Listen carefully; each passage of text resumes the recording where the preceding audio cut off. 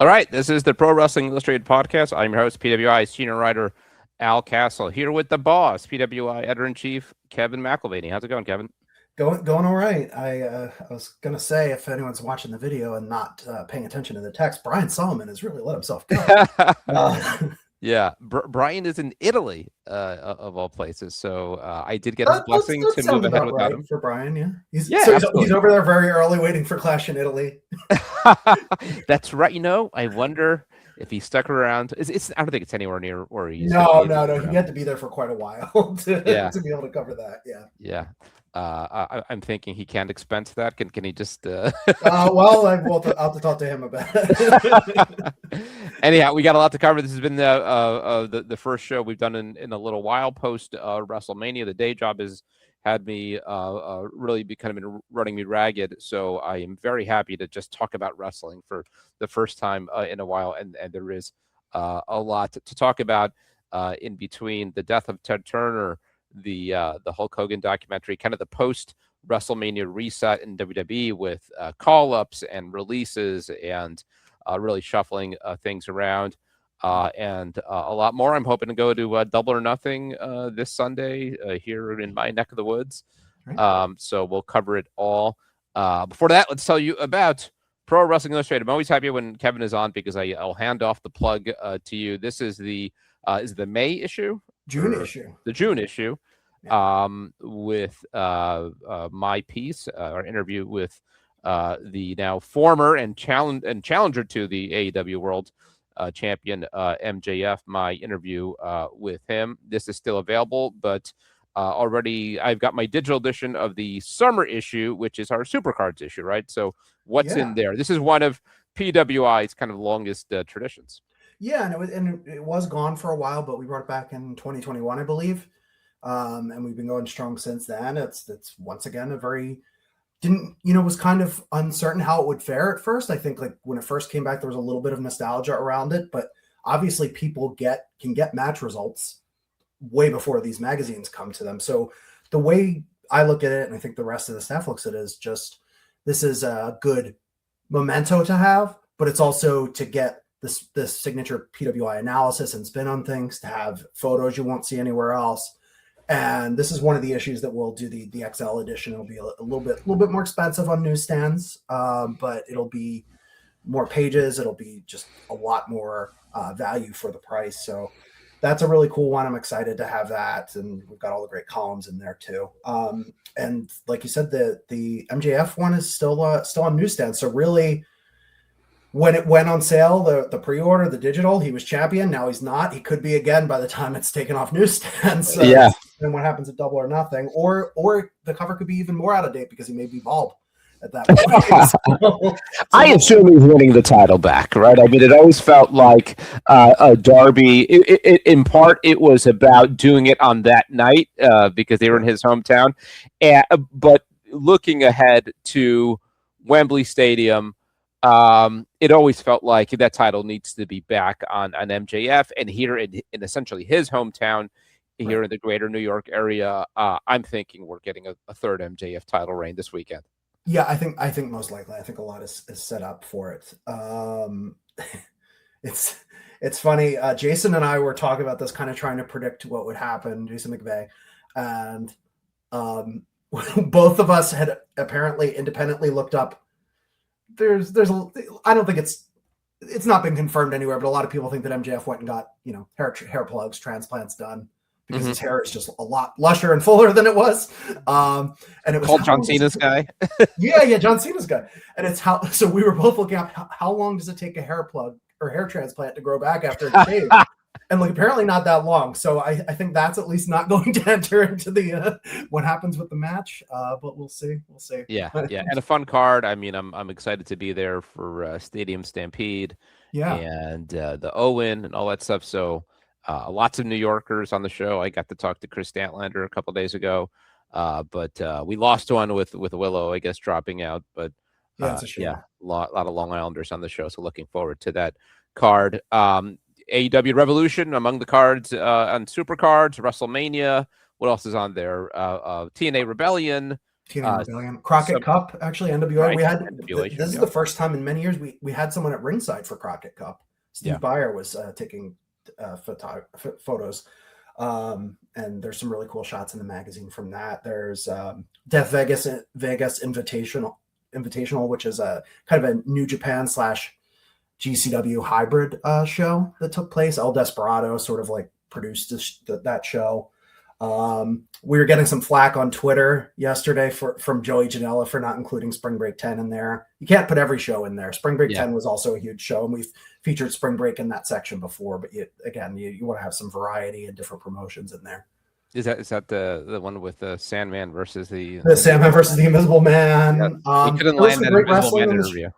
Brody Lee Jr. I guess sort of had like his official debut match. It was it's a fun show. There's more serious wrestling matches on it along with the kind of silly stuff. It's always been like that. So it's no shade intended to that show by not including it. Just we wanted to have different promotions represented, and we got a sort of a 2-for-1 with the Death Vegas with New Japan and GCW. Yeah, so. I just came back from Vegas last week. I wasn't at Mania. I wasn't in Vegas for Mania, but I was in Vegas for No Doubt in the Sphere. How was that? It was great. Yeah, it was a lot of fun. Yeah. I mean, I got to say, Sphere is, I don't want to say underwhelming, but the Sphere is more impressive on the outside than on the inside. In the inside, it's a theater, it's a stage with some seats in front of it, and then like basically that planetarium IMAX kind of experience. But a great show. I haven't heard from you about WrestleMania since WrestleMania. I mean, quick review: thumbs up, thumbs down, thumbs in the middle. Oh boy! I'm sure we could lose an hour here, but quick review. I tended to agree with a lot of what you guys said last time. I was somewhat relieved when I heard that the three of you were. I feel like a lot of people, wrestling fans online, a lot of critics as well, were a little more forgiving of the event as a whole because night 2 was, had a great main event and was just much more passable of a show in general.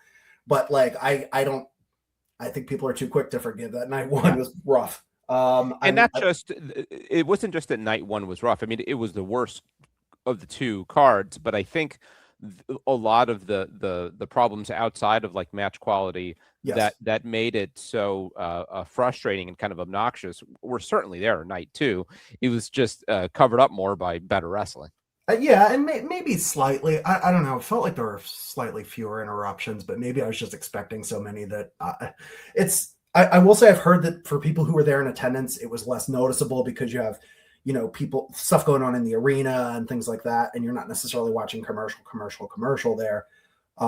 Candace was on site. She told me as much, and some other members of the wrestling media who were there kind of suggested as much. But it was. Yeah, it's noticeable. I think there's a happy medium to be found somewhere. I think you can. I don't love the idea of having ads on pay-per-views, but I think there is some value in cooling down a little bit between matches. You mentioned you're going to be at Double or Nothing, and that's going to be bam, bam, bam, bam, bam, bam, bam. Yeah, and that's for such a long show, especially can be pretty exhausting on the other end. So I'm dreading that. Also, I mean, like to the point that I'm thinking I come in. An hour or 2 into the show to make it palatable, because I don't know that I could sit there for 6 hours, or whatever it is. So if I want to be there for the main event, I'm thinking, maybe come into the building at like 9. I mean, I will say I've been tuning in, not really watching the 0 hour shows as much, even though those are some of the matches I actually want to see. Like some wrestlers that are kind of on the up and they're not necessarily featured on the main card. Just because, okay, I can't do 6.5 hours. I'll and then I'll go back and I'll maybe watch them later on. But it's a long night. It's a long night. I'm glad it's at least a holiday weekend. Yeah. I don't have to worry about getting up on Monday. Anyway, real quick, just to finish the plug, PWI-online.com. Get this guy, get the super cards, subscribe, and you don't miss anything. Before long, I think we're probably due in the next several weeks to start talking PWI 500. And then we get into all that, all the rankings. So don't miss any of it. We do have 2 issues coming out before then on the reader side. We'll start working on it, of course. Before too long. But just you hit all the notes. I mean, subscribe is a good idea because we have these issues that are a higher page count. The 500 is one of them. The women's 250 is another. The year ender is another. So you subscribe, those don't, it's just built into the subscription price. Right. And You don't have to worry about the price changing on individual issues. You get them all. So yeah, go and do that. All right. Not sure where to begin. Why don't we talk about Ted Turner, which is not a name that a few weeks ago I think we'd spend a lot of time talking about here. And I think his passing has made a lot of people sort of consider in a different way what his wrestling legacy is. And I think for the vast majority of people, when they think Ted Turner, they don't think pro wrestling or wrestling. But he is a guy for whom wrestling fans, an incredibly important figure. I saw some debate: is he the kind of guy you put in a Hall of Fame? I don't know, because he's not a wrestling guy exactly, but I also think he might be more a wrestling guy than people realize he was. And to me, his legacy is that when he really became hands-on, because he Turner owned WCW for a number of years before WCW got hot, but it got hot when he got involved. Right. And I think the best version of WCW was the one that Ted Turner was more hands-on, which was some really great athleticism underneath, some huge star power on top, big production value, and in some ways the look and feel of wrestling today, whether it is WWE PLEs or AEW or what have you, owes so much to Ted Turner. And because remember, look back on what Monday Night Raw looked like before Nitro came on board. It was dimly lit. It was a ring and the big Raw letters by the stage. It was Nitro and Ted Turner's checkbook that allowed for the big budget pyro, big screen, elaborate stage, making TV wrestling look like a big deal, not just saving that for the pay-per-views and PLEs. So I think Ted Turner in a lot of ways was a real giant when it comes to the pro wrestling business. Absolutely. And I've got my Beach Blast WCW shirt on today in recognition we're going to be talking about him. Ted Turner was a very interesting guy, and he certainly, maybe not to the level that you and I are, but was a wrestling fan long before he got involved with it professionally. It was going back, I don't want to fudge some of these details. I know Dave Meltzer did a great job of talking about it on Observer Radio. It's worth digging back a few weeks to check that out if you're a member of that site. But just long before he got in as an owner, as a promoter, of course he was airing it with his TBS station, or what became the TBS Superstation. And really, I think that's where a lot of his legacy is too, because he was, they talk about this with even now with AEW, just how many, what a long history, even predating World Championship Wrestling as a promotion, going back to the NWA, going back to Georgia Championship Wrestling, these programs that were airing, even the New York show that the WWF, or I believe WWF at the time, was airing for a brief spell on that station. He's long been a champion of pro wrestling in a way that, a lot of other people, I guess it made good financial sense in that it was like a relatively cheap thing to produce, and it could be, a weekly product. It was a sport with no off season, all this stuff, the reasons that people like pro wrestling now. But, I think he kind of respected it for what it was and saw the appeal of it and got it. And that made him all the more likely not just to get in and purchase WCW and but as you said, to kind of stick with it for so many years. Yeah. And really, it was only a series of convoluted corporate events that made the promotion eventually go under. So without him, I think we'd have a very different pro wrestling landscape today, in terms of how it looks, in terms of how pro wrestling is presented, in terms of its appeal on a national stage, because really it was just, if not his vision, it was his continued, okay, we'll see where this goes, Yeah. And I think he's very very interesting guy in a lot of different ways, and really the industry does owe him a lot. People talk about Vince McMahon, obviously everything happened with him, and we're going to view his legacy a little bit differently, but undeniably had such an impact on things. And I mean, Ted Turner is maybe not in the exact same ballpark, but he's not far outside of it, in the way that his contributions shaped everything, and the way you had WCW as this viable number two, and what that did to the WWF, and what that meant to wrestling as, like a mainstream spectacle, which it, became again in the late 90s and the early 2000s. And just his legacy. I mean, books could be written about this, but that's the 10,000 foot view, is he had some level of affection for wrestling and was an ally to wrestling. And then, it's weird to call him a promoter, because he wasn't, like you said, he was more hands-on at certain points, but he wasn't booking anything. He wasn't, but at the same time, without him footing the bill for it, everything could look a lot different right now. And I think in some good and bad ways, but certainly a lot different. I always thought it was interesting, and I think it's kind of telling that throughout the Monday Night War, and even before that, Vince McMahon always positioned Ted Turner as his rival, right, versus Eric Bischoff or what have you. When it was clear that, I don't think Ted Turner spent a lot of his days thinking about Vince McMahon. But I think Vince McMahon wanted to be considered in the same league as Ted Turner, this multimedia, billionaire, a mogul. It just so happened that Turner kind of liked wrestling, and it made all the difference. And I'm sure we both have stories like this in more professional settings. In my day job, when people find out you're a wrestling fan, it can be kind of a mixed reaction, right? I mean, sometimes people don't take you as seriously, like you watch that stuff. Imagine being Ted Turner, right? With everything that he owned, and unabashedly just liking pro wrestling. I mean, so much that you carve out this space for it on your network for decades.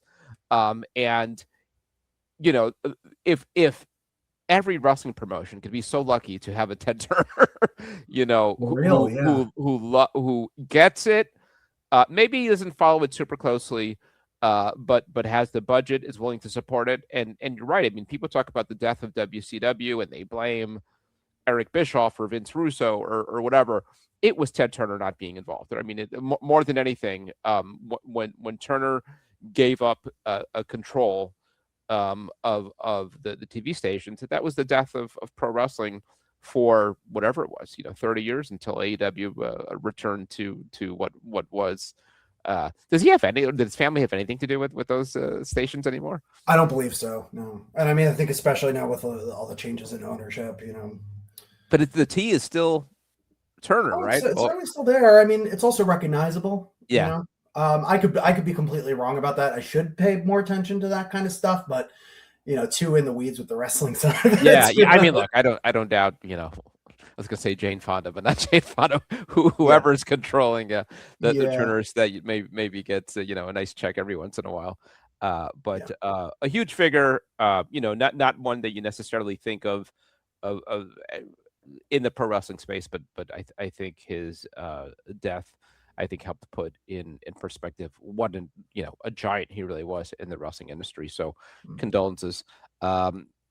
Speaking of wrestling giants, the other thing that's happened the last few weeks, the Netflix documentary on Hulk Hogan finally surfaced. You talk about all the commercials we sat through for WrestleMania. I feel like most of us already saw much of the documentary because of these drawn out, 4-minute commercials. But I finally just wrapped up watching all of it, and not to rehash the conversation we had last summer after Hogan's passing, but I do think it requires some of that, and some mixed feelings on it. I didn't love it. I mean, my reaction to it's similar to the Vince McMahon documentary, in that clearly this was not intended for the diehards, the people who know a lot of this stuff.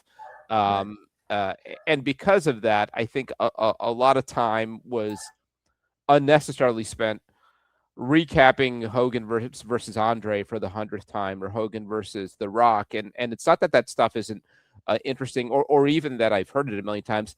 It's that I think it is a kind of maybe lazy is too harsh, but it's sort of the most obvious way to tell the story of this person's life, as if like if I dropped dead tomorrow, a documentary about me would be about all these Pro Wrestling Illustrated stories I wrote, and which is to say that like clearly, you know, Hulk Hogan was more than for better and for worse than like these big chapters in his wrestling career. So they did like the Hollywood Hogan heel turn thing. They, you know, it was all sort of like these very obvious chapters.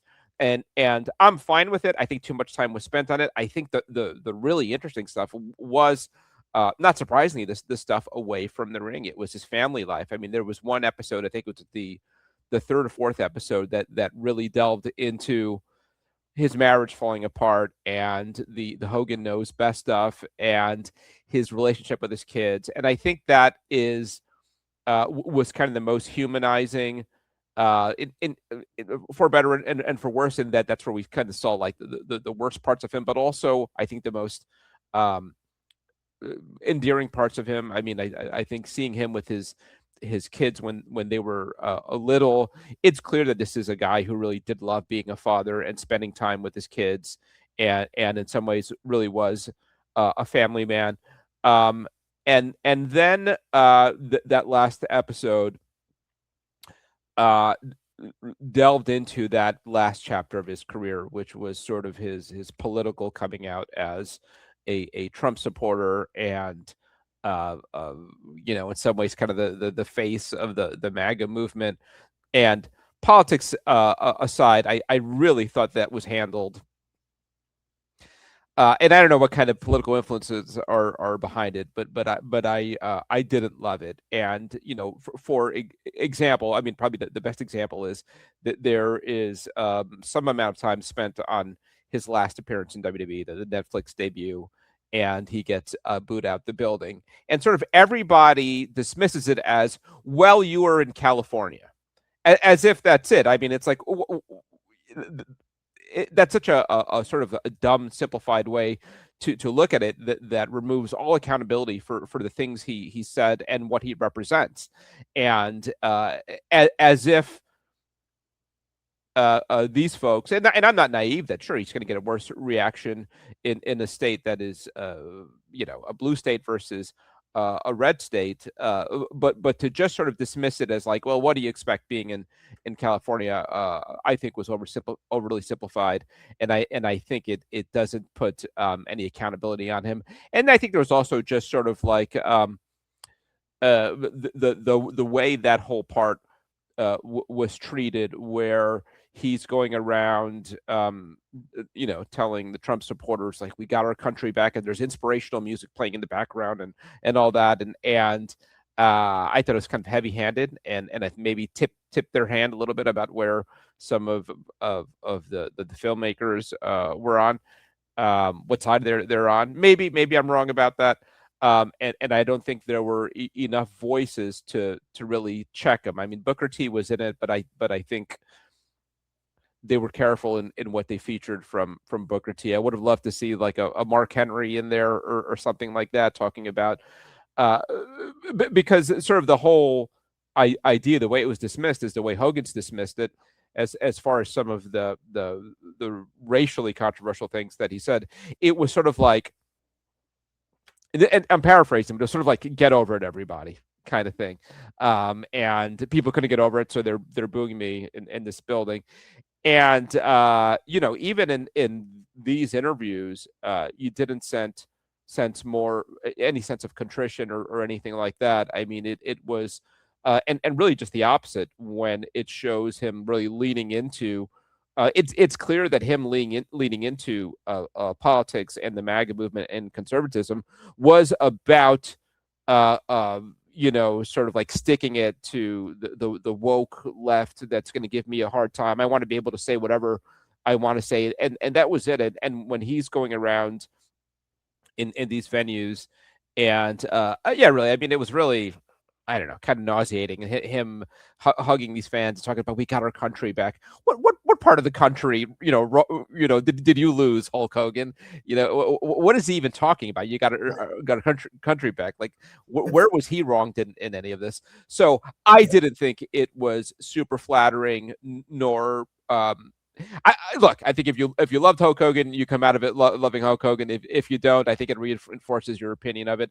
I think there was a big attempt here to whitewash some of his legacy. And it's not to say that I don't think the document. Look, we've talked about it here. I think he's one of the most important figures in the history of wrestling. Incredibly influential, and in some ways underrated. In that, I think he was a terrific performer. I think he was a really good athlete. And the other part of that, I think there were really good parts of him. I mean, you watch this documentary, there were absolutely, I think, and I think it makes it even more complicated. But there were good parts there. Did all the Make-A-Wish and yeah. I mean, even toward the end, I mean, they showed him interacting with a lot of autistic fans, and he talked about how, I guess, his most recent wife had an autistic son that he fell in love with because he said, like, the kid always says what's on his mind, like he can't do anything but tell the truth. And I thought that was like really endearing. So it was complicated, and but at the end of the day, and this is what I always suspected, it's Hulk Hogan, right? So the BS is just all over this documentary, and it's maddening at points. I mean, it's what makes it difficult to tell that candid, story, the kind of a no holds barred, for lack of a better word, a documentary of him is like, how do you wade through all the lies? Yeah, that's always been the case. I don't know if you, I forget who tweeted this, but I don't know if you're familiar with Jim Downey, but a longtime writer on SNL. Yeah. Okay. Yeah. So there's this just kind of viral clip of him on Conan O'Brien's podcast where he says, I forget how he gets to it, but he says something about Jeff Epstein. And then like, oh, I wonder, like, I haven't heard from him in a while. And then Conan's like, well, you wouldn't have. And at this point, I don't know if he was dead by that point or if he was in prison or whatever, but he's like, you wouldn't have. And he's been in jail. And then, he said, oh, Jeff Epstein, the New York accountant, like as if he doesn't know anything else about him. And then somebody took this, and it was when the Hulk Hogan documentary was premiering, and somebody said, Hulk Hogan, the bassist from Metallica? Because there was that story where he said that he was. And there, they dealt with that a little bit here, right? He repeated that claim in here that he was almost the bassist from Metallica. Deeply unserious, but it's. And that's the real and the harm. California thing that you're talking about, that really gets me, because it oversimplifies everything so much. It's first thing. So his first appearance in front of WWE fans during the pandemic was that WrestleMania co-hosting gig. He was booed out the building there too. Yes. Yeah. Yes. And they even put him out there with like Titus O'Neil. Like everybody likes Titus O'Neil, so they're not going to boo him. In Tampa, where he's like supposedly like the mayor of Tampa. I mean, like, this is his hometown. Yeah. Like it's just ridiculous. Acting like, so it's not just about supporting Trump. It's about the fact that he was, said these very horribly racist things on multiple occasions. Never really apologized for them. Never learned anything from them. Kind of, just eventually said, get over it. And then in so many words. And then the thing that I don't think anybody really forgets this about the Trump rally, but like, it wasn't just a Trump rally. It was that Madison Square Garden rally where it was person after person saying, I believe that was where Tony Hinchcliffe said the stuff about Puerto Rico. Yep. You have people just saying racist stuff, xenophobic stuff, just person after person after person. And then it's like, our country, brother. And he rips his shirt. What do you expect? He associated himself with the leopards that eat people's faces party. And then, why do people think I'm a leopard that eat people's faces? And by that, I don't mean Republicans. I mean, like, the people specifically in that room who like were owning these ideas, these racist ideas. And this is famously racist Hulk Hogan, right? Because as far as anyone knows, he never really apologized for those ideas. So it's those things that he said that never showed any contrition. And it is frustrating because then something like this, yes, obviously he's a complex person, and you want to show the good, the bad, the in between. But it's just people say to get over it or whatever. For a lot of people, that's all they're going to be able to think of with him now. It's like, was Henry Ford an incredible businessman and like did just completely universe changing things for transportation? Yes. Was he also a horrible anti-Semite? Yes, he was. Right. And you have to be able to hold those ideas in concert sometimes. And, just because someone has passed away doesn't mean that stops being reality. Yeah. And the extent of his explanation for his racist remarks was, he grew up in an environment where that was normalized or something like that. And like, that's fine as an explanation for how you got there. You were around Sure. there, but where's the part of you, the awareness that of like, this was wrong, right? Like after I said those things and I had these conversations with various people, like I realized how incredibly wrong that was, and I feel terrible about it, whatever. It wasn't. It was just like, hey, give me a pass, guys. Like I grew up like this sort of thing, and that was terrible, and that's where I think like the real harm of it, it's not just as this documentary as a piece of art, as a piece of entertainment was sort of like meh. It's that you could argue that there's a real harm in putting him out there to sort of whitewash some of this, and for the fans that don't know better, and Hogan being you could almost objectively say this, one of like the most legendary exaggerators, and that's being generous. I mean, or liars in not just in wrestling history, but sort of in entertainment history. To put him out there and just lie for 4 episodes about various things, and if you don't know any better, you come out of it and you're like, wow, what a great guy Hulk Hogan was. What a giant figure and a wonderful man who was wronged. And so again, that's the real harm of it, I think. Yeah, no, I completely agree, and that's always, that's not to jump over to this, but that's a lot of the criticism around WWE's relationship with Saudi Arabia. It's not going and doing a show there; it's that you're actively working with a government that sort of commits all these human rights violations. Yeah, and by doing that, you're also airing propaganda pieces basically on your programming, like videos for them running into the show, during the show.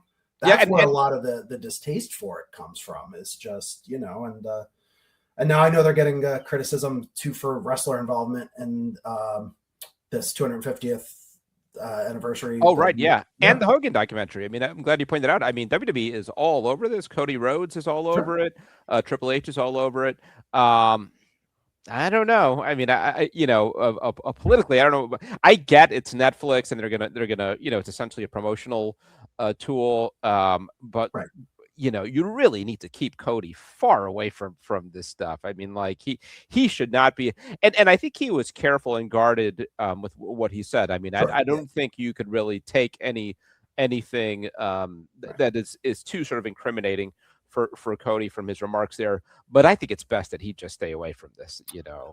I think like an active top star for sure. I think that's where you have like another Hall of Famer come up and it says WWE Hall of Famer, if that's what you want to do. And I think you could have had, say, a Mark Henry come in and give some nuance, as you said. But even if the idea is to just say nothing but flattering things, like plenty of retired, semi-retired wrestlers who will come and do that for you.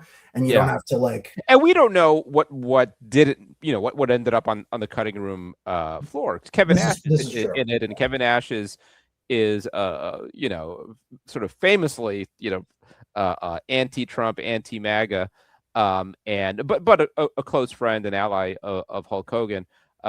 He they go to him some on that portion of it, but he also doesn't say anything that is overly critical. So I don't know. It could have been cut out. There was definitely a tone to the whole thing. Yeah. Now the flip side again is the parts that dealt with his family, and there was a lot. I mean, I think they skipped over a whole marriage. It's like they have him a breakup with Linda, and then they talk about his last wife. And I think there was a whole other marriage in between there that wasn't They addressed. iron clawed it. They're like, this is repetitive, so we're just Yeah, going to take this out. yeah. But if there were parts that were really worked, I do think like examining there was a real love story there between him and Linda, Sure. and I think where it worked best was it was the last episode, and they ask him, what when you look back, what do you remember like being when you were the most happy? And then they really went into him being a dad, and when his marriage was strong with Linda and he was raising his kids, Mhm. and the closest thing to, I think, like regret in some of the decisions that he made. And it was very sad and very touching, and to see what became of that family is it really are a tragic case in so many ways. I mean, Yeah. that Brooks not even in this, and has really no connection with the family. Yeah. Linda, I think there's a lot of regret on her part there on some of the things she's done in the last several years. But it's a mess. What any thoughts on some of the talk of Nick maybe a training or becoming involved in wrestling? It feels like that ship has sailed him. He's not a kid. What is he, like 36, 37 years old? Yeah, I think that's something you want to start to do earlier, especially now where there's this wrestling generally turns that into a positive where you're a second generation, third generation, etc. But there's also this hyper awareness of nepo babies now, and people Is there getting these. money to be made? If I you're a don't know. I promoter, don't know. do you think WWE would be interested in Nick Hogan? I think you have to look at the baggage he brings with him as well, because His own baggage, obviously right? Yeah. his whole there's a whole reason why one of those recordings of Hulk's racial slur, or sorry, I don't know if there were slurs in that one, but certainly racist sentiments shared, was a jailhouse recording with Nick, because he had that horrible No mention accident of that it. left his friend just Again, completely skipped over it in the documentary. No mention of that at all. yeah, it's ridiculous. And Mike Bessler reviews the documentary on this, and he's not completely sour on the thing. He said that there's some cool stuff in there with people who knew him earlier in his career, who you don't always get to hear them to talk about him, and they have some stories, and they have some like insight on him as a human being, and that those it's worthwhile for that. It's also worthwhile in like kind of getting the ball rolling, but his kind of optimistic foot he left off on in his review, without giving the whole damn thing away, is that this is a starting point. It's a jumping off point. Someone else could take like the work that's been done here and kind of like say, okay, but let's dig more into this, because there's a lot more to his life in so many ways. Yeah, yeah. I mean, the whole selling point of it was Hulk Hogan's last interview, and Mhm. and frankly, that was the least interesting thing about it, because Sure. as soon as the he's on camera, you sort of start rolling your eyes, like, all right, what's he going to say now? What does Yeah. Andre weigh? This time, Yeah. that kind of thing. 900 And pounds. yeah, and there's just a lot of that. I think Linda was super interesting. I mean, Yeah. I think, and Nick to an extent too. But yeah, some of the people who knew him more closely, I think that was really fascinating stuff. So, an enjoyable watch. But like all things Hogan, I mean, you have to kind of take it with a grain of salt. So Yeah, might be useful if there are any listeners here who are like very new to wrestling and don't have some of this historical context. But I mean, I don't know. I almost feel like anyone who's listening to this that didn't stumble on it completely by accident would know all this right, stuff by now. yeah, yeah. So, Let's talk a little post WrestleMania WWE reset with the sadly, like what has become tradition right after WrestleMania, somewhere between WrestleMania and Backlash is cleaning house, right? So and lots of firings this year, no exception. Inevitably, they get a lot of heat for it. I've got to say, by and large, I don't have a huge problem with the list of releases, it's always incredibly difficult, right, to just put people on the street. But you do understand, with most of these people, there was a reason they were released. In some cases, there were folks that had been around for a long time, sometimes on their second or third run. And it was just sort of clear that, like, yeah, this isn't the right setting for this person, and this isn't just going to work out. Now, sometimes that's proven wrong, but again, when the Wyatt Six, for example, them being released en masse, I saw that and I thought, yeah, that's about right. I mean, that act war, it's welcome. And really, what are you going to do with all these people? And I think that goes for a few others too. Kairi Sane is the one I think people have had the most issue with, because she does have such a huge upside. That said, she's now on her second run. I think it was her third run. There was also talk that she kind of maybe might wanted to have gone, especially yeah. now knowing that Asuka wasn't long for the company. I will say the Wyatts, just like I mean, optics are not great, just because it's this tribute act to a beloved departed. But it's all they were, honestly. I think Joe Gacy. That's the shame of it, and that's where you wish, like, could you find something else from it? And maybe they do. I mean, none of this necessarily means the door is closed to all of them. I think both he and Nikki Cross were valuable in behind the scenes roles where they could have been more like player coach type situations, which Joe Gacy was that in NXT for a while. I mean, I don't know if he was officially in a trainer role, but like absolutely he was brought in because he had insight he could share, and because like good workers who were already with the company vouched for him as being someone who had knowledge to share. I saw you roll your eyes a little bit on Nikki Cross. I understand she was not doing much necessarily. She's also, I mean, she's been around for a while, right? She kind of did what she was going to do there. Yeah. I agree, and I suspect she'll go and kind of get back to her old pre-WWE life. She's happily married. She went back to school. Like, she'll be all right. And all these people will be okay. I mean, like, you have the Motor City Machine Guns. Like, I know that like Alex Shelley is a physical therapist. His day job. I don't think I'm speaking out of turn by saying that, but like he's everyone, like, and none of these people will have trouble getting bookings if they want bookings. Yeah. But yeah. That one was maybe of all of them. I don't know if it surprised me, but if I could, more other player coaches there, certainly, like they could be like, especially if you want to have any kind of tag division, which I was going to say, yeah. I mean, if you want any kind of tag division, they're a good team to have. I mean, established, they have reputation that they can work. They're not kids anymore. I mean, that's one thing is you're not getting the 2012 version of the Motor City Machine Guns, so there's that, but they're still really good.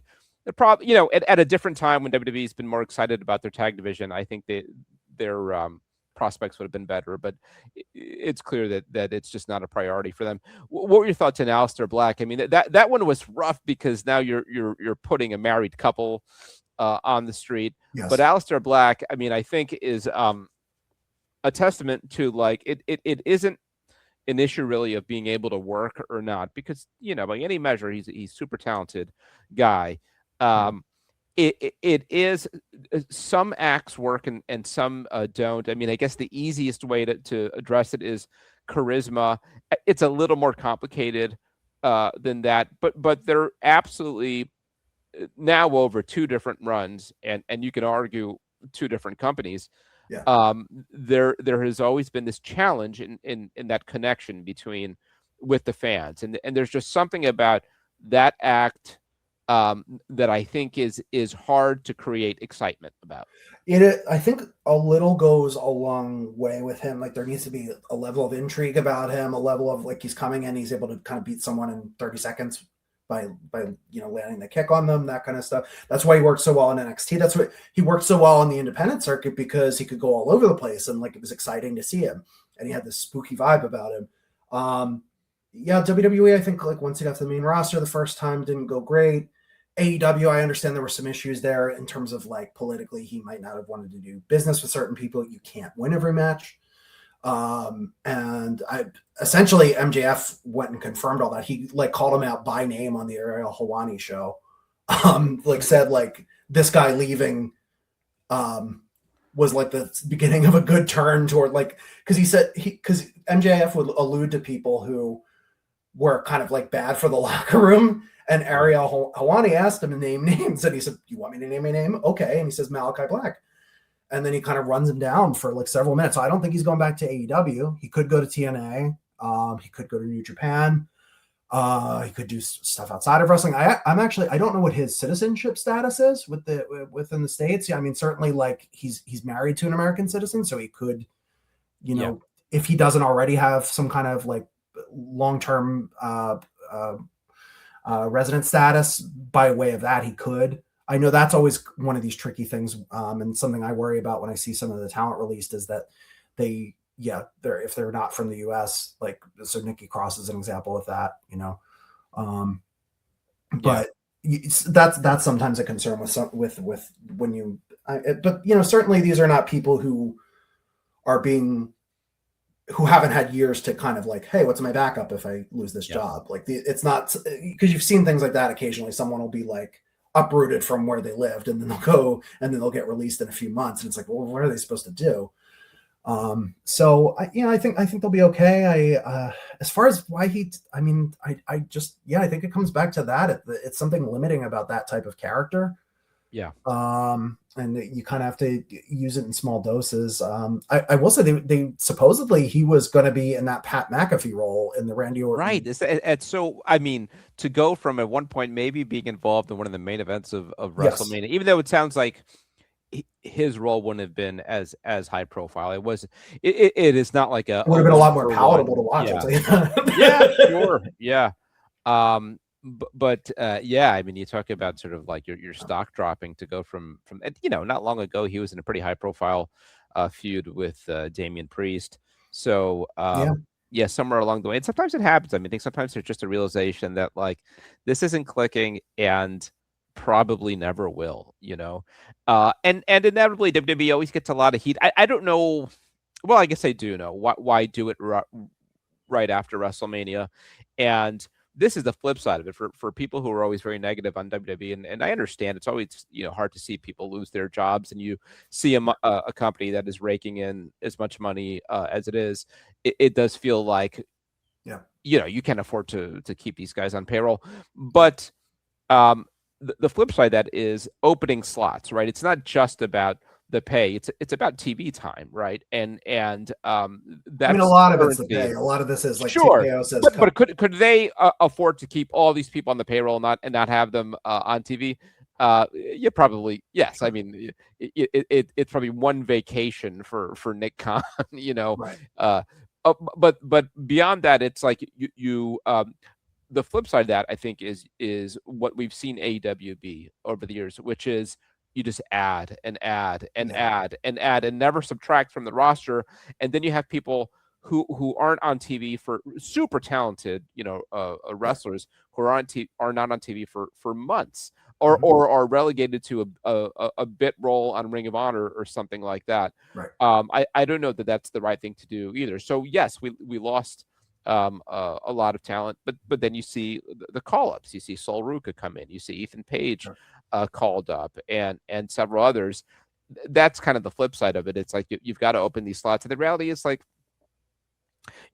everybody's WWE run ends at some time, and it's difficult, but I don't know that anybody can.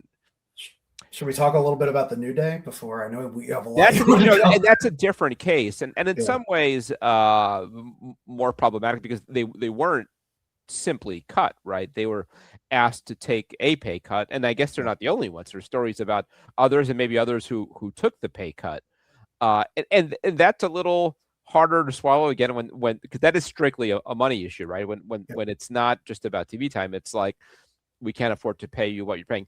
That said, I don't know how you reconcile this, but there I do see an issue with uh, uh, paying someone main event money, if they are very much not a main event act. And once upon a time, New Day was a very, very prominent act, one of WWE's biggest acts, biggest merch sellers. Kofi is a former world champion, WrestleMania headliner. That's not what they were doing lately. So if they were being paid for that, I get why at least a bean counter somewhere would say this doesn't make sense. Yeah. Do you have to factor into that conversation relationships and loyalty and all that? Yeah, you do. I'm not exactly sure how you address this. It's tricky. I mean, it's something that comes up in other aspects of the sporting world all the time. I mean, that's a big thing for my Philadelphia Phillies is that Kyle Schwarber, who just was like on a tear last season and just incredible. I mean, Kyle Schwarber has his stretches where he doesn't play so hot, but when he's doing well, he's on fire. He like just one of the best home run hitters in baseball, was a strong MVP contender last season, but his contract was up, and it's like, it's not that they don't want Kyle Schwarber, it's that you have so much money to go around, and Kyle Schwarber doesn't want to just sign for a year. Kyle Schwarber wants some security, and he wants, hey, like, I'm not, he's still got a few good years left, but like eventually, like, your body starts to break down, you start to be able to do less. And you see this in wrestling all the time where wrestlers will sign these contracts where they're basically capitalizing on the momentum they currently have and the fact that you don't want to lose them. Like a Jon Moxley. I think Jon Moxley works a kind of ring style where he can have a lot of years left in his career, but Jon Moxley re-upped with AEW for, I think it was 5 years, a couple of years back. And I got to think that's a little bit less. What is Jon Moxley going to be doing 5 years from now? And like, hey, we got to keep Jon Moxley on the payroll for the next couple of years. So like, let's give him what he wants. Not privy to the discussions that they had, but I think you have some of that with the New Day, who were a very popular act for a lot of years. And yeah, obviously you have to cycle new people in, you have to make new stars. So you can't have them in that spot forever. And then you had Big E getting hurt, and you had, Kofi and Xavier dealing with injuries and issues of their own, obviously not as permanent as Big E's. But from their perspective, I get it. Like, yeah, like, look, you signed a contract, honor it. Like, you can end the contract whenever you want. So at least pay me what I'm owed. So I get it. I do think it's tricky from a business perspective, but it's also,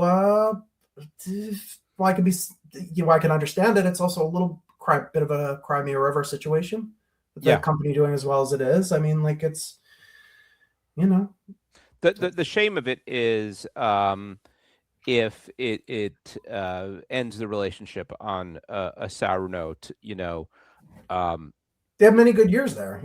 Yeah. But do they go pop up somewhere else now? Do we see them show up, or at least Kofi show up in AEW at some point? And if so, does that hurt the chances of coming back? In an ideal world, he's sort of like a lifer, and he gets his Hall of Fame induction, and everybody plays nice forever. And this just puts a strain on that, and it's too bad, because Kofi has always seemed like one of the more genuinely decent people over in WWE. Him in particular. I got to interview him for the magazine after he won the title, and honestly, one of my favorite interviews ever, just because he seems like a real chill dude. I think all three of the New Day, they only ever heard good things about them. But just between people with the magazine interviewing them and in-person interactions with them earlier in their career and things like that. So and again, I think like the Machine Guns may be the victims of the tag team division right now just being such an afterthought. So I guess there's some talk of rebuilding it, but I guess they will not be part of it. In terms of the call-ups, and anybody you've got more high hopes for than others, was there somebody that you think was a good move? For me, Sol Ruca was the one that when I saw her, I thought like she could be a big star. And I don't keep the closest eye on NXT, but she's one that's really stood out for me in the last few years. Yeah, no, she's great. I think in my head, I'm thinking of names. And I'm like, oh, most of these were technically before Mania. I have a list here. I mean, Ethan Page was the other one. Where is my list? What's her name? Blake Monroe called up. Who else? There was it Fatal Influence, right? Yep. And Joe Hendry officially, I guess. I gotta say, I'm still kind of bearish on Joe Hendry. I don't know that I get it all that much. I guess popularity is popularity. Yeah. That's ultimately, I always go back 2 years ago. I didn't really get the Zack Ryder thing when it was, but I still don't. It was obviously working, Yeah. So it's just, by contrast, I did get the Matt Cardona thing and I enjoyed it, but I think the Zack Ryder thing, but it worked. Yeah. And if it works, it works. So it's, that sometimes it doesn't have to be for everybody. It's for a lot of people. I think Joe, is the popping out of nowhere and the facials and the songs. It's not necessarily for everyone. It can be a little corny, but he's also he's got a great look. He can, he carries himself well. He has natural charisma, even if he's, a very specific type of act. But I guess we'll see. I think Ethan Page is a good one to have again in that kind of player coach sort of role. I think just because he's been around so long and has such, varied experience to draw from, it's worked all over the place, has worked with so many guys, and just has a good head on his shoulders. I think it would be for the people we're talking about. I think some of them, it'll be a little bit hard for them to get to that main event level anytime soon, because it is a little crowded up in that scene, but yeah. Certainly some fresh blood is needed. I think Blake Monroe is fantastic. I think we talked about it on here before, but the feud in AEW with Toni Storm was incredible. I think her in that kind of role, they just registered a trademark on the glamour, so they seem committed to her. Yeah. And I think she can do well. You want to have some variety and different types of performers and different gimmicks and things. So I think you're seeing some of that. Sol Ruca, again, another one, just a slightly different vibe to her. And the other one that we haven't talked about, Ricky Saints called up.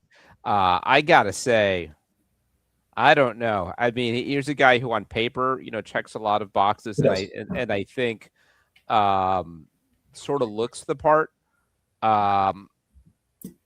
But I don't know. It's gonna be hard. I've been, frankly, I've been very disappointed with a lot of his performances, both in NXT and, that debut angle with Cody Rhodes. The criticism on him, as much as there is criticism of him over the years, has always been that it's a little derivative. It's the Rock wannabe thing, and I don't think he's doing anything to put distance from that. Sitting in the ring with the spotlight, playing the guitar, and coming out in like a flashy, a vest. It's almost, intentional, and it's not just that, but I think it's all a little put on.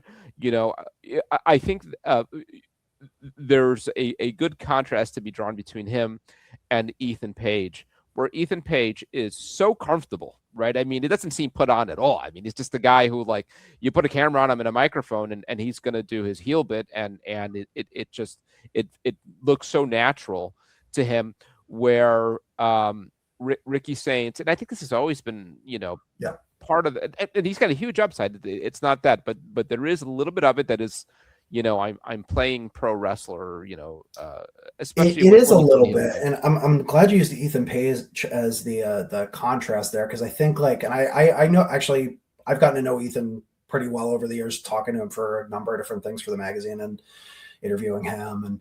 And real life, I don't think I'm blowing up his spot here too much. He's a very nice guy, but he's confident, and he's like, oh, I know I'm good. So him being a heel is just oh, I'm going to bring up my natural confidence, but I'm going to do it in a way that's I don't shut up my like the part of me that's telling me to be obnoxious about it. Like, you know what I mean? Like he projects that confidence in his everyday life, but he's also considerate of other people. All he does when he goes out and he wrestles is like, I'm going to turn off the considerate part of me, and I'm just going to be the loudmouth, you know. And I think it does feel kind of natural. But again, maybe some of that. I mean, granted, like Ricky Saints is no like spring chicken in wrestling. I mean, he's not been at it as long as Ethan has, but I think some of that you develop over the years. You get these instincts. I don't know. I think maybe it might be environment to some extent for Ricky as well. I think in AEW and really even in the NWA, he kind of stood out as a little different than yeah, I agree. Yeah. Whereas WWE, there are a lot of people trying to be the Rock in their own way, you know. Mm-hmm. Yeah, even Joe Henry in some ways trying to be the Rock, you know. Like it's yeah. I mean, the best I saw him was in the NWA. That's where I remember first noticing him and thinking this guy's got an upside. And I think every step he's taken since then, I've been each one sort of progressively more underwhelmed. And now that he arrives at sort of like the big show, I don't know. I mean, that match with Cody, that stupid spot where he's dancing on top of the top rope. It's just you know, and that he worked with Cody at all in that match, I think might have been a mistake, because, you know, we talked about, you know, Nepo babies. I think a lot of people know him and Cody are good friends, and to debut in that spot with the biggest star in the company. I do think presentation really it's very key to get him in the right spot. And I think, you know, has a lot of raw ability. Even if you could, you know, certainly argue that it's a little put on or whatever, but he certainly, like, he can talk. He has, you know, he can move around well. He carries himself with confidence, but it's something about getting the pieces in the right place and lining them up correctly. What do you think about the two world title scenes in WWE post WrestleMania? Roman with Jacob Fatu, Cody with Gunther. You know, I think they're fine. I mean, I think the first Jacob and Roman match at Backlash went pretty well, and it looks like they're going to extend that further. I think it's fascinating how quickly they got away from Randy and Pat McAfee and all that. I mean, it's like they don't want you to think about it like it never happened. They just close the book on it and forget that ever happened. You know, it's fascinating. So, you know, I think Cody could use a good program with Gunther for sure. And you almost need Gunther to be in that kind of situation as well, because they did so much with him, and then for him to, I think you guys talked on the podcast maybe before and after WrestleMania, for him to go from retiring Cena, retiring AJ Styles, multiple time world champion, to like not the problem wasn't him feuding with Seth Rollins. It's that it was so rushed, and I understand there were circumstances that led to that. They had to shake up the matches, but that didn't really do either of those guys any favors, because there wasn't, like, even though the match was very good, like on a physical athletic level, it was you know, the storyline wasn't really there.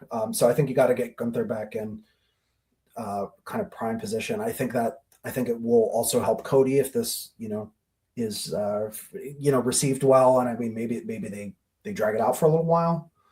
They have obviously some history in the ring together, but on the Roman side, I mean, him and Jacob is, I mean, that's, you know, it's great as far as the connection between them, the matches that are possible. I think you can do some really good stuff.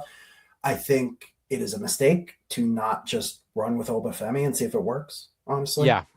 Well, on that you note, have to try, especially after, and I mean, but I'm sure we'll talk about that because, Yes. On that note, Brock's back, and it looked like that's, you know, his next program is his last program, or was his last program with Brock Lesnar, and this deal is a complication too. So if we're doing, it looks like they're doing it at the Milan show, and what do you do there? I mean, if there's an expectation that you know, you do a rubber match, right? So which would suggest that Brock beats him, and that's problematic, right? I mean, I don't. I think there's a way out of it. I mean, and I think it is, You let them have their match, and Screwy finish. yes, 30 years ago, this wouldn't even be a thing. I mean, you would just assume countdown double disqualification. To their credit, that maybe doesn't go to that well that often these days. But if ever you would, I would think this is, if you don't want to beat Brock again, but you can't have Oba beat him again. I think Batista beat Triple H 3 times in a row. Yeah, but Triple H wasn't going anywhere. Brock, and who knows if he is either, but I think there's at least an expectation that he would wrap up his career in Minnesota for SummerSlam. Right. Would that be Gunther? Could it be could it be Oba in the deciding match of a 3-match series? I don't know. I guess. I don't it feels, I don't know. Sometimes you have to do this. You have to have where you just completely trick everybody, and then it puts a sour taste in the fans' mouth. There's that's an approach. So I don't completely begrudge them for faking the retirement at that show. I think it does. I think when you look back on that match, it's going to completely take a lot of the impact out of it. Yeah. Which I don't like. And I think, you're going to go that. I think you go to the trouble of having Olafemi do that to him. That's not how you follow up on it. I guess maybe he could have been furious or something, or immediately after and demand an immediate rematch, or I don't know. There are different ways to handle it, but I don't. I think you got to strike when the iron's hot with Obafemi, but like you said, it seems like it's. I mean, it would be begging to be set up for three matches with this kind of thing. But I think the further Obafemi gets away from that initial dominant victory, the more it hurts him in the long run and the perception of him. So I think he almost has to just kind of destroy him again, or maybe even more decisively. Right, because if you go to the expectation is that a rematch is going to be more 50-50, right? Longer, more give and take. And does that do anybody any favors? No. I don't know. Yeah. Brock doesn't need it. Oba definitely doesn't need it. Well, what if it's half as long? What if it's 30 seconds and Oba just that's a way you could go. Yeah. Yeah. But you can do that in Italy? I don't know. I mean, it doesn't at Ash in Italy or whatever it is. I can't imagine, I mean, you wouldn't have done John Cena's retirement in DC either, but sometimes it out. It's whatever is in front of you. Yeah. Speaking of John Cena, of maybe one of our final topics here, he returns at Backlash with news of the John Cena Classic, and I've seen a lot of criticism about this idea, which is a tournament and a championship that fans vote on, and the controversial part being that you don't necessarily have to win your match to win the tournament, win the championship.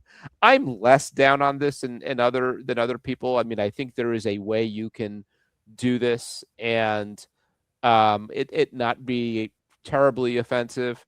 But what do you think about it? It reminded me a little bit of Dancing with the Stars in that you can have someone.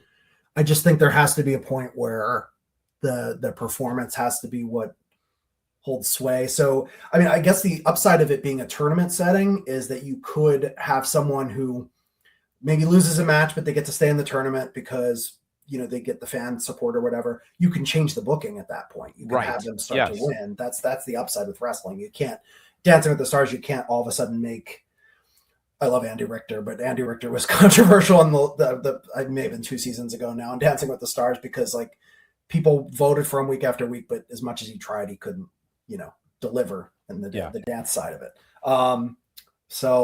But wrestling, you can make it so the person wins their next match. So that's the upside. It is a little weird. It's not completely without precedent. The Joshi promotion Actress Girls does something similar where they have a star system and a point system, and people can have kind of a losing record, but because the fans give them their support in these other areas, then they could still be in line for a championship match or whatever, so it's there's a way to make it work. It could end up being a wrestle crap item at some point, but time will tell.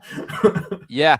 I mean, it is an idea that's been around for a while. I think I even wrote something for the magazine probably, I don't know, 15 years ago during one of the Olympics about sort of explaining how you could do pro wrestling in the Olympics, and it was the same thing. It was kind of a point system. So I get that. I do think that if it was ever going to work, maybe a tournament setting does work, because as you said, you could have somebody lose, have him be able to have a consolation kind of bracket where the best losers move on, something like that. It's last chance kitchen. Right. And exactly. And as you said, you can manipulate it, right? If you see somebody lost but is catching fire, then he wins the next one, and so on. So they can sort of do a presentation that I think would work, and it'd be really fascinating to just see sort of like, I think for WWE it's sort of like a good test of just leaving it to the fans and see what they like in a wrestler. Sure, yeah. Versus whatever their preconceived notions are about what a star looks like. And you can get good kind of focus group style feedback. Yeah, exactly. Assuming steps are taken to make sure that like it's not completely like spam voting or something like that. But then I guess the other side of it is that it could also, another benefit is that if fans really buy into this and they actually see like, hey, this person, like my friends and I like tried to get a bunch of people online voting for this person, and it actually worked. And like they could feel like they actually really do have a voice if there's someone who is not being booked to win, and then they still do well in the tournament setting, especially if it's someone who maybe hasn't been getting the push that fans would like to see them get. For example, I mean, it could be any number of underdog wrestlers. Have they said that? I mean, is this limited to NXT talent? Is it main roster people? I thought it was going to be both from what it said, but I guess we'll see. Yeah. We'll see. Anything else you want to cover before we get out of here? Gosh, yeah, we got through this. Oh, I guess because there's two of us. Yeah. So you and Brian episodes are a little shorter too, but I think I think I'm going to get this posted before Double or Nothing. So one name we didn't bring up that was in the news, Asuka, right? At Backlash. Yeah, at Backlash, her losing to Io Sky, and I don't know if it's officially a retirement, but it looks like she's very much going to be at least scaling back her in-ring career. So probably the last we see her for now. Assuming her career is largely in the rearview mirror, what is Asuka's legacy? One of the best female workers they've ever had, and maybe I shouldn't even say female. I mean, just a really terrific. I think, and if you want to go a different subcategory, Japanese workers, and there's always been a challenge throughout the years of incorporating Japanese stars, and can it translate? I mean, that's sort of maybe one of the more famous, not exactly a failure, but a case of it not translating was Nakamura, who is a top star in Japan, sells out Tokyo Dome, comes over here with a lot of hype, and it never really worked. It worked for Asuka, and she did it cutting promos in Japanese. So I think Asuka, it's a testament to her ability. First of all, I think Nakamura, there was a little more to it with that horrible booking with him and AJ, with the feud around just kicking each other in the crotch. That was It almost felt like they were sabotaging him, and I don't honestly put it past. But I think also Asuka had the incredible NXT run and the undefeated streak that extended to the main roster, that they acknowledged on the main roster, made her look like a killer. And she's like going back to Japan. She'd have, just like notoriously aggressive wrestler over there. She would kind of go hard on, like, she put this infamous letter out at one point talking about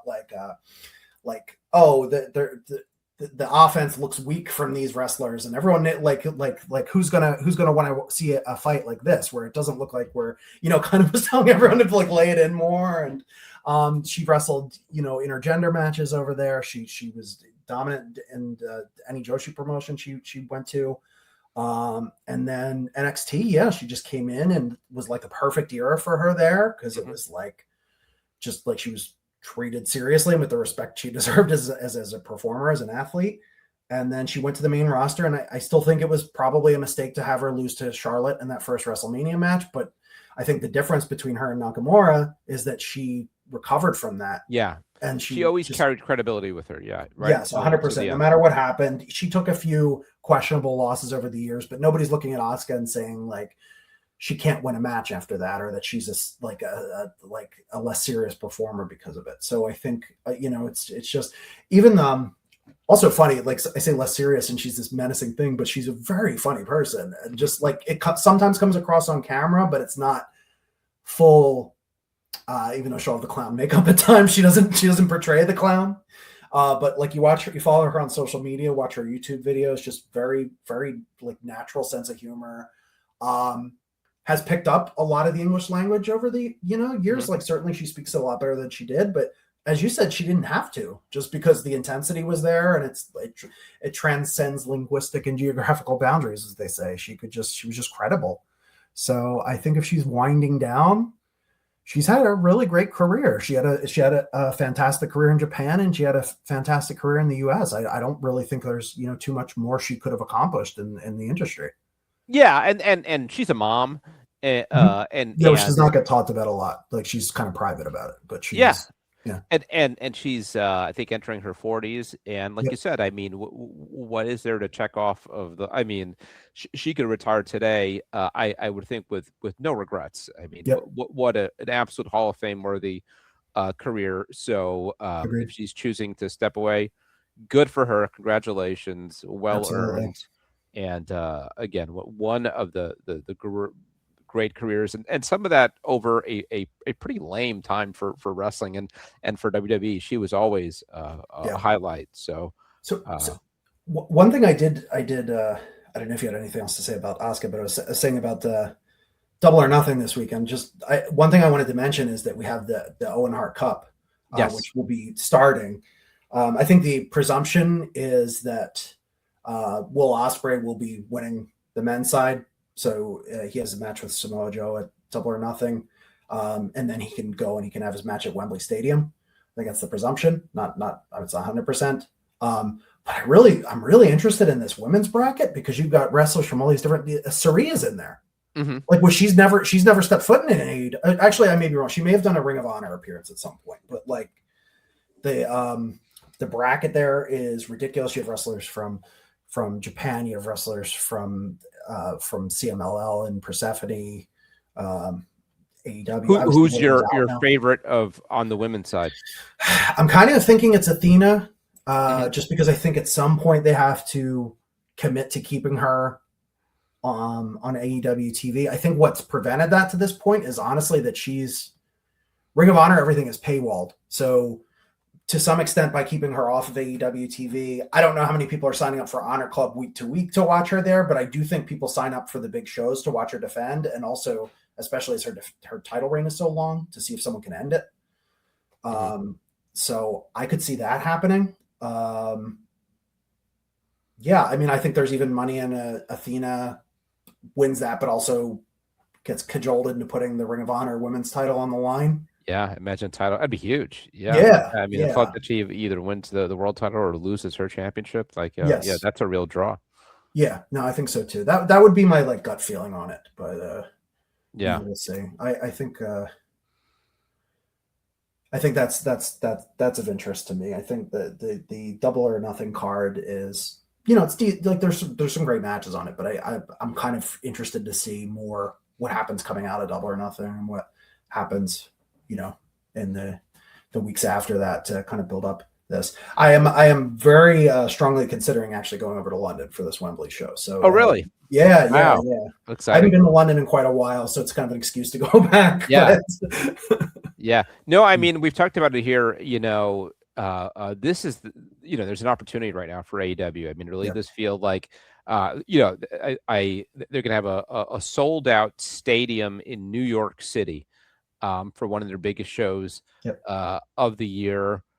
WWE just came off of one of the disappointing WrestleManias in history. I think a lot of the press around WWE has been negative as of late. A lot of ill will toward the company for fleecing its fans, Right. and the one bit of mainstream press AEW's gotten in recent months. I guess it depends, what side of the aisle you are, but I think they'll take it as far as the anti-ice chants and all that. So they're in. The time is right. They really did. And I don't know what that means, because it's not like they are expected to deliver a bad show. It's never that. Sure. Their shows are always really, really strong. But it's about, I guess, getting on that map and taking whatever that next step is in growing your audience. And they've been doing it in little increments over the last several months. But they could use something that lets them take a bigger step. I think it's interesting too, because right now you have, it's clear what their challenges are, and it's to get like a bigger piece of this pie, but also to have consistent TV ratings, to have stars that they can rely upon, just a little more consistency with things. But there's also palpable excitement there in some ways. WWE has, faced, there's a little bit more negative press around them, the challenges there, but obviously like still doing so well and capitalizing on the business side in so many ways. I think TNA is in a very kind of transitional stage in terms of its locker room, and they've lost some big players, and they've had some, other situations that have made it challenging for them to book months in advance. And I mean, even just kind of getting situated on the new network, but their TV ratings are fantastic, and their live attendance is great as well. You have the NWA on Comet TV now, which they're getting more attention from that. You have CMLL still doing very well in Mexico. They got some amazing publicity a couple of weeks ago because BTS was there. The K-pop actor who were just like massively famous worldwide, and they were in the front row, like hugging Mystico and all this. It's like the place to be. I mean, I hear from friends who aren't even wrestling fans who have gone to CMLL shows. Because it's part of the tour. Like when you go down, like if you're on a coach tour, I'm like, oh, do you want to go see like this historic site? Do you want to go see Lucha Libre at Arena Mexico? It's part of it's brilliant setup, and more people are visiting Mexico City and living in Mexico City, which is already a huge city, like just very popular, one of the more popular cities in the world. So, I gotta say, we're also a year now into the WWE AAA experiment. AAA is doing very well, I was gonna say. I mean, I was had a lot of real concerns about how this would work out, and I think it's worked out pretty well. I mean, on the better side of expectations. It is very much WWE product right now, but not in a bad way. And, I kind of hate how much I like this Grande Americanos feud. Right. Yeah. Like on paper, I should not like it, but it's like two white guys not from Mexico. But it sounds like the viewership's been good. The audiences have been strong, and it's kind of breathed new life into that product. So it's good. So this is all just to say, like, there's a lot of reasons to be positive right now. I know, certainly like an important part of doing these podcasts and reflecting on the news is being critical where it's warranted, and sometimes there's not a lot to get excited about. But I do think pro wrestling is doing. There's some cause for optimism, and in a weird way, when WWE is struggling, there's very much an upside for the rest of the wrestling industry, because that's where when folks start looking for alternatives, and they check out some of these companies that you don't either. Where when WWE is really banging on all cylinders, it really becomes more of a monopoly, because you get your wrestling fix from the big, highly produced company, and maybe you don't check out these other shows. Absolutely. But I mean, I imagine a lot of these other companies are maybe getting new eyeballs, because there's a lot of folks kind of getting tired of what they're getting from WWE. And it's a lot more interesting for us in the magazine if multiple promotions are doing well, just in terms of what we can present to the readers, and it's not so homogenous. But One other thing I should mention with WWE to be positive about house shows. They're going to be doing more house Yes, shows. yeah, house shows are back, and I mean, I don't know what They they consider discovered that house affordable. shows could be valuable. Yeah, and I guess the idea is to make them affordable. I don't know what they mean by affordable these days. But $600 for 100 level tickets. yeah, but look, even if they came down to like 100, it would be an improvement over where things have been. So, yeah, I mean, they're to their credit, a lot of what's come out of WWE in the last several weeks post WrestleMania seems to be something of a realization. I mean, they could have really sort of like stand their ground and say, none of you fans know what you're talking about, right? And maybe some of the messaging is that way, but Sure. but clearly there's been a shift in more house shows, cheaper tickets. Goodbye, Pat McAfee, and Jelly Roll and all that, and so it does seem like they're trying to course correct, and that's good. And apparently, that's even Pat McAfee and Jelly Roll agreed with that. They're like, "Yeah, this isn't going well." Oh yeah, they were the first ones to be like, "Yeah, we have nothing to do with it." So that is good. It's a shame that it took like a pretty underwhelming WrestleMania. You get one WrestleMania a year, and when it misses, it's a real downer because that kind of sucked, and don't have super high hopes for next year's either. Look, but SummerSlam can always can turn the ship around. So yes. All right, Kevin, thank you so much. Appreciate it. This was kind of a last minute thing. Kevin was able to jump on. I'm glad he did. Always good to catch up. Everybody, head on over PWI-online.com. Get the latest issue. The next, subscribe.